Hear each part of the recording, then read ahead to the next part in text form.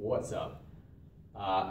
Before me, you'll see a bunch of tools that are pretty unique in what they do and what they look like. And you'll notice that I use a lot of these, and some people ask me, well, why do you use them? It's not going to get me in shape, it's not going to get me, it might condition me, but I'm not going to build any muscle doing that, which is not exactly true. But what these things are is they're called rotational movement training tools. This is a rope. You can get a jump rope, but it's not quite the same as this rope. This rope is made of, if you want to look, you can see this rope is kind of like an old school jump rope where it's actually made from not plastic. We've got this jump rope, obviously the RMT club, which I've been kind of obsessed with for the last 6 months, and I've been training my brains out with this guy. And then one of these things is called a monster rope. So if you look, this one's made from shipping rope. If you look, it's got two very big, thick handles, which is going to help improve grip strength, which will in turn improve overall strength, because if you can grab something pretty easily, you can do stuff pretty easily.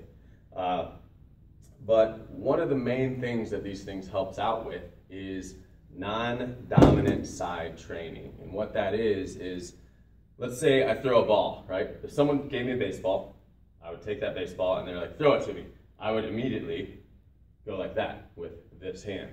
If they said, throw it to me, this would not even register in my mind, right? You want to know why? Because this is not my dominant side. I have a right side, which is dominant in everything I do, throwing and writing and doing anything. If I threw a punch, it'd be with the right hand. The left hand would not be quite as powerful. If I kicked, I actually kick with my left foot. So if someone told me to kick a ball, I would never kick it like this. I would end up kicking it to them like that without even thinking about it. So what this stuff does is kind of shore up the differences between the right and the left side, and it hopes to get that left side, or that non-dominant side, if you're left-handed, the right side, it hopes to get that a little bit stronger and shore up the differences in strength between those two. So overall, you can become stronger, because if my right side, let's say I'm doing something like a bench press, right, and my right side is much stronger than my left side, then I'm always going to emphasize pushing more with that right side, right? So that left side always lags behind. But what this is trying to do is to get that opposite side, that non-dominant training side, to get shored up and to kind of catch up to the other side. So if we take the club, we've got something like the club, and we'll start with the right hand overhand, left hand underhand, and we do some sort of movement with the club. That right side is dominating that movement when that right hand is on top, right? So even though I have that left hand on the club, that right side is dictating most of that movement. So what I've got to do is switch sides here and do the same exact movement on the left side, right? So I can shore that up, and I try to make this side look just as pretty as that dominant side. So if you think about baseball, for example, people bat, they come up to the plate, and they bat right-handed, right? They bat right-handed. Well, in a training sense, you wouldn't want to only go right-handed. You'd actually want to turn it around and go left-handed as well, because you are actually building movement inefficiencies if you only go right side. Tennis players are building movement inefficiencies because they're swinging with that right side all the time. So what you want to do is try to learn to be ambidextrous.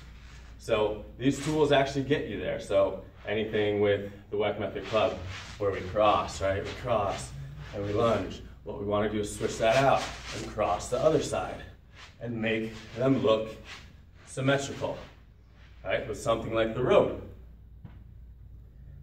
we'll get into little crossing patterns where it's not just that right side on top all the time. We switch it up, and so that left hand goes on top, all right?